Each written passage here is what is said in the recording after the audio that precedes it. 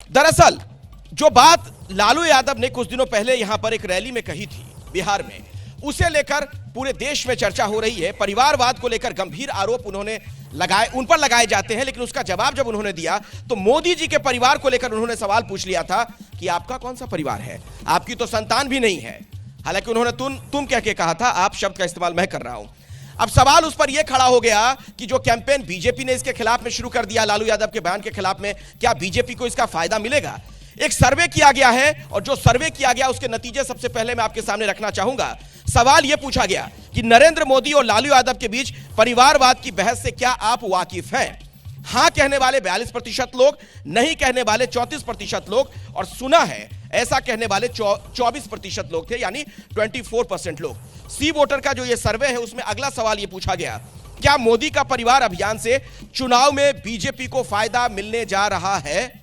हां कहने वाले 47% लोग हमें मिले इस सर्वे में, नहीं कहने वाले 37% लोग और कुछ हद तक ऐसा 8% लोगों का मानना था और कह नहीं सकते ऐसा 8% लोगों ने कहा। तो इस सी वोटर का सर्वे है, जो लोग इस राय शुमारी में हिस्सा ले रहे थे ये उनकी राय है।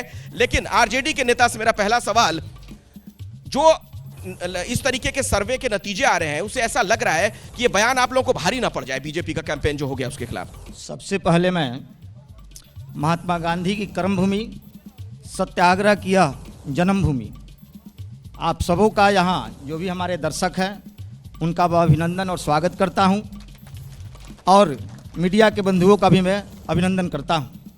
जहाँ तक परिवारवाद की बात की चर्चा हो रही है पूरे देश में, परिवारवाद से कोई अक्षुण्ण नहीं है।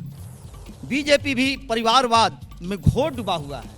आरएसएस को देखिए, उनका परिवारवाद एक कुनबा है पूरे देश में, जो एक परिवार के तरह इस देश को दीमक की तरह चाट रही है।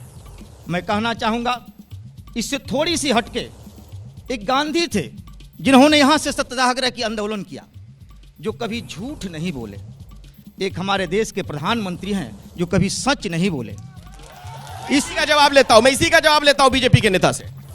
अभी सबसे पहले चंपारण और मोतिहारी के लोग जिन्होंने 3 लाख से पिछली बार राधा मोहन सिंह जी को जितलाया था और इस बार आपने तय किया है कि 4 लाख 5 लाख से जिताएंगे, आपको बहुत बधाई और धन्यवाद देते हैं।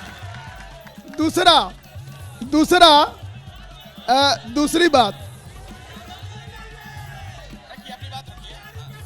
अब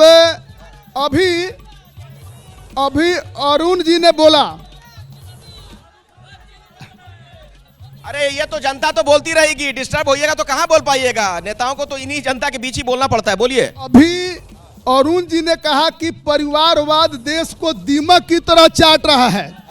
अब जिस परिवारवाद के पोषक लालू जी हैं, इन्होंने कहा कि लालू जी का परिवारवाद देश को दीमक की तरह चाट रहा है। इसके लिए हम अरुण जी को बहुत बधाई देते हैं। दूसरी बात, लालू यादव जी ने मोतिहारी का चीनी मिल बंद किया, जिसको देश का बच्चा बच्चा जानता है। अब जो चीनी मिल आप बंद किए, अब जिस चीनी मिल को आपने बंद किया, तेजस्वी जी 2 बार उप मुख्यमंत्री थे, क्यों नहीं चालू किए? चलिए मैं उस पर आता हूं, लेकिन जो आज हमारा सर्वे है उससे जुड़ा सवाल है। ये बयान जो दिया लालू यादव ने, मोदी जी के परिवार को लेकर जो सवाल पूछ दिया उन्होंने, वो लग रहा है कि भारी ना पड़ जाए कहीं उन्हें। देखिए, परिवारवाद तो भारी पड़ना ही है। मोदी जी को इससे फायदा होना है, क्योंकि लालू यादव के साथ जो परिवार रहते, मोदी जी का परिवार तो पूरा इंडिया है, पूरे भारत की जनता मोदी जी का परिवार है, पूरे इंडिया को लेकर चलते हैं। लेकिन उनके साथ जो समस्या है, उनका सीमित अपना परिवार है।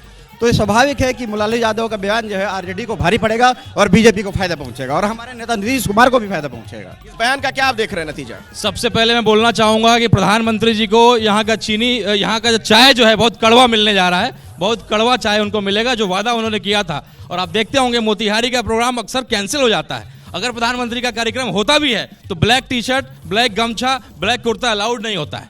तो चंपारण जो है बहुत ही क्रांतिकारी धरती है और एक कहावत हमारे भोजपुरी में है कि पावर एजा से शुरू होला एजा खत्म। तो आप देखिएगा, एजा से खत्म होला तो किसके बारे में आप कह रहे हैं? किसके बारे में कह रहे हैं कि खत्म होला? बदलाव के लिए बोल रहे हैं। जो वादा किया गया था। मीठी चाय किसको मिलेगी? आपने कड़वी चाय के लिए कहा, मोदी जी को कड़वी चाय मिलेगी, तो मीठी किसको मिलेगी? मीठी चाय जनता को मिलेगी।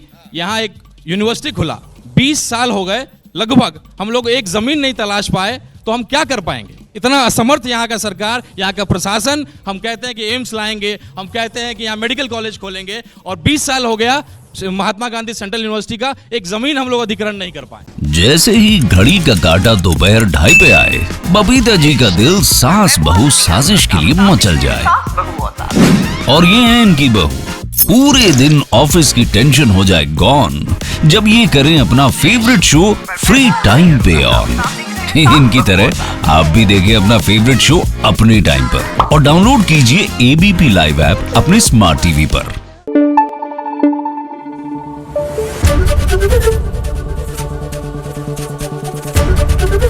एबीपी न्यूज आपको रखे आगे।